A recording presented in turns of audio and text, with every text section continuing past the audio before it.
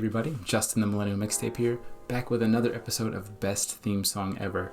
Now, if the screaming didn't clue you in and the little bit of the title sequence that we watched, we're going to be talking about One Punch Man today, and I am actually very excited about this because this is my first foray into anime for this series. This is also the longest I've watched an anime at one episode, so I did watch the first episode to prepare, and I'm just completely enthralled and enamored by the premise of the show. We have a superhero who is arguably the best there ever was.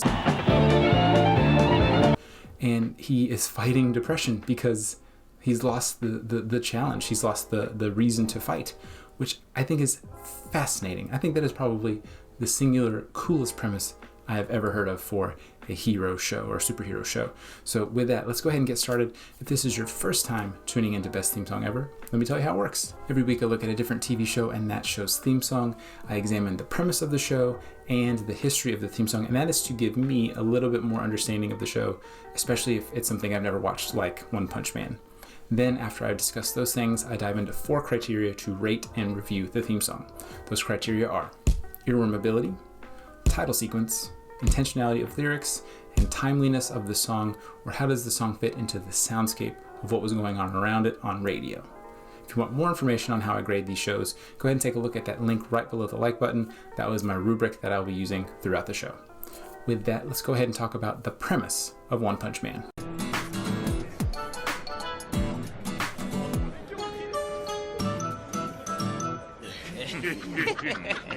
Alright, so according to Wikipedia, here is the premise of One Punch Man. One Punch Man is a Japanese superhero franchise created by the artist One. It tells the story of Saitama, a superhero who can defeat any opponent with a single punch, but seeks to find a worthy foe after growing bored by a lack of challenge due to his overwhelming strength.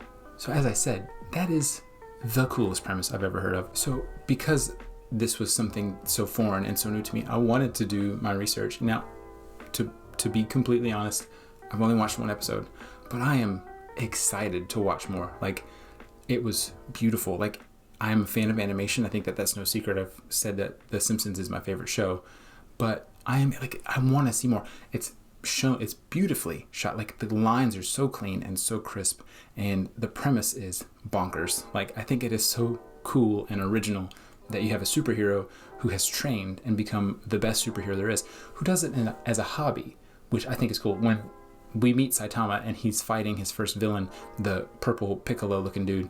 I lied. Okay. I know Dragon Ball Z a little bit, but he's fighting the purple Piccolo dude, and he's like, I'm a superhero, but only as a hobby.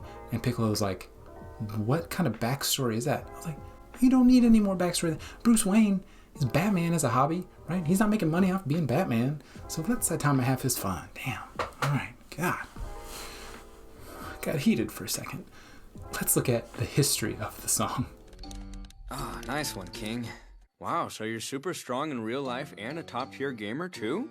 How long is this guy gonna stay? Okay, so this is, for me, probably the most interesting thing. So the song called The Hero, that's the only part of it that's in English.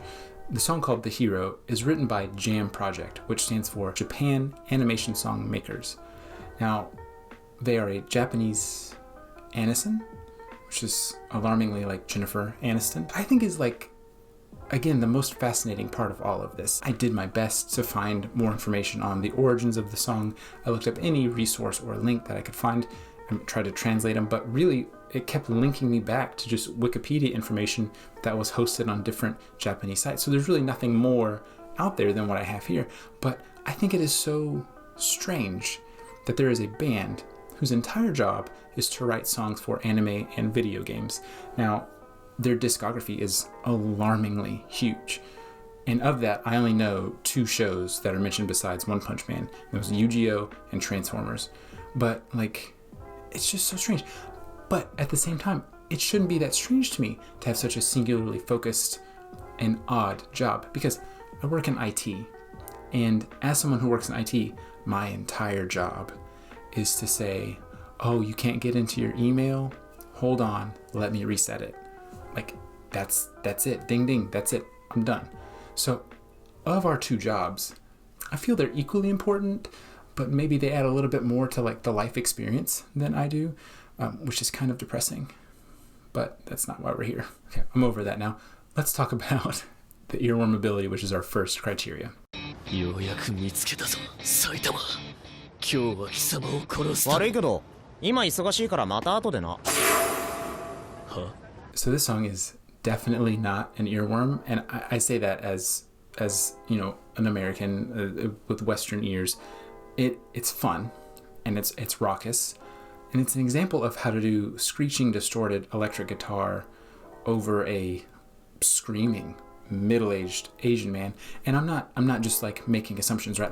Like I found a video of him doing it,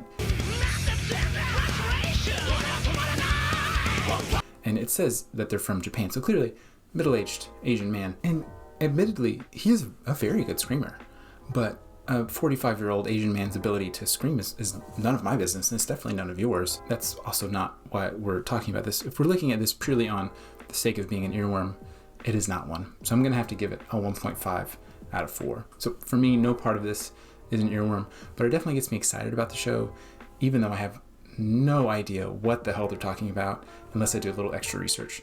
Which brings us to our next criteria, intentionality of lyrics.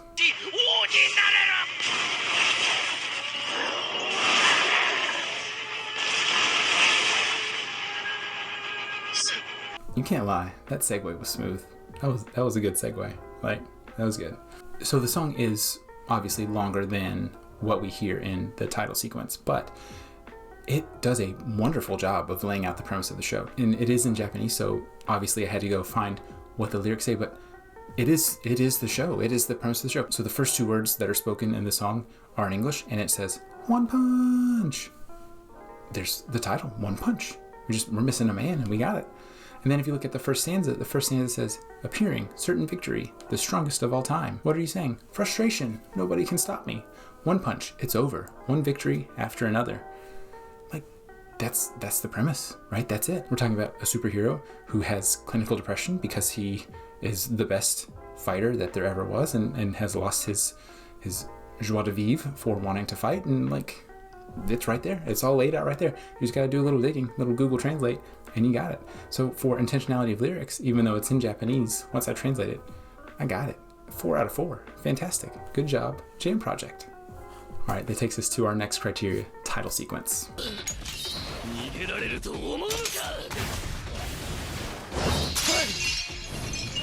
So I mentioned that the show is visually stunning. The lines are so clean and so crisp, and the intro is no exception to that. It is a very, very intriguing and entrancing intro.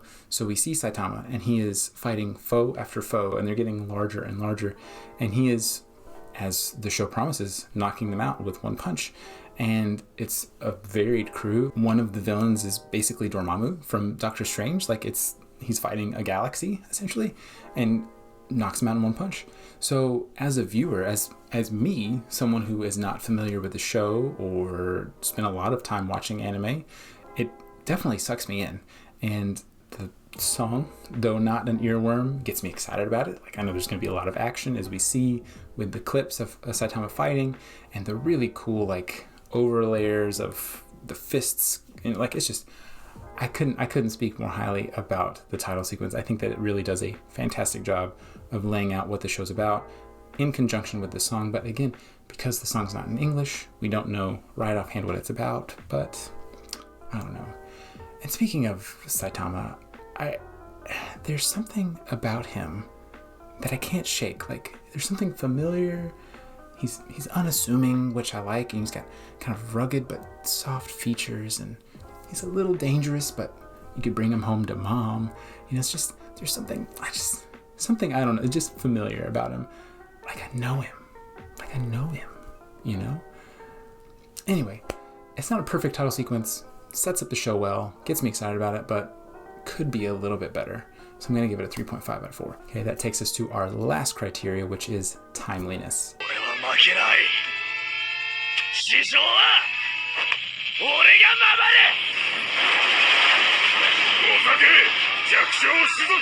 So One Punch Man premiered on December 4th, 2015 in Japan. He came over to America later. He was English subbed and brought to, I believe it was Toonami on Adult Swim. But at that time, the number one song in America was Hello by Adele.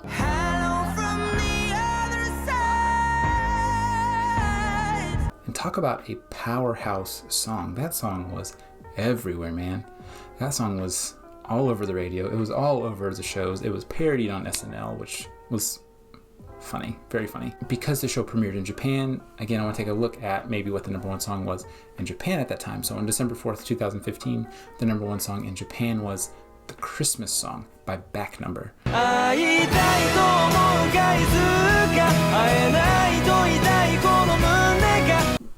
Based on my singular viewing experience and general lack of culture, I'm guessing that they're the Japanese Coldplay. Like, it's a very soft poppy ballad, which Adele's Hello was also a very soft poppy ballad until she hits that last chorus. Man, goosebumps. But what is it about Christmas time that makes us all sappy and sentimental? Like, I don't know what it is. But I'll tell you what though, 5 years later, and I don't hear Hello by Adele at Christmas time anymore. I do hear this though. And that's all I need, baby. That's it. That's Christmas. That is what's timeless. So when we look at timeliness, One Punch Man does not fare well here either. It's a heavy, aggressive, almost metal song with James LeBryan falsetto screaming. And even though those other two songs are slow and sappy and sentimental and sad, it's no contest. For One Punch Man, I'm going to give the hero a 1 for timeliness. All right, so going into our final score, One Punch Man, the hero, is sitting at a 1.5, a 4, a 3.5, and a 1. When we round that up and average it out, it gives us a 42.8. I will generously round that up to a 43, which is still pretty solidly an F. But that should not make you not want to watch the show. If you have never watched an anime in your life, the premise, I hope, just the premise alone gets you excited about it, because it is very fun, very bizarre. He fights a crab monster. Like, that's the first thing he fights after the Piccolo guy, right? Okay, so he fights the Piccolo guy, and then there's a flashback to 3 years before where you see why he gets his powers, and there's this kid with this butt chin, and like, it's nuts. It's nuts. Watch it and talk to me. Let me know what you think about it in the comments, or if you know me in real life, text me, right? Watch it, please. So One Punch Man ends our episode of Best Theme Song Ever with a 43. Can your show do better? Let me know. Let me know in the comments what show you'd like me to do. Again, these drop every week.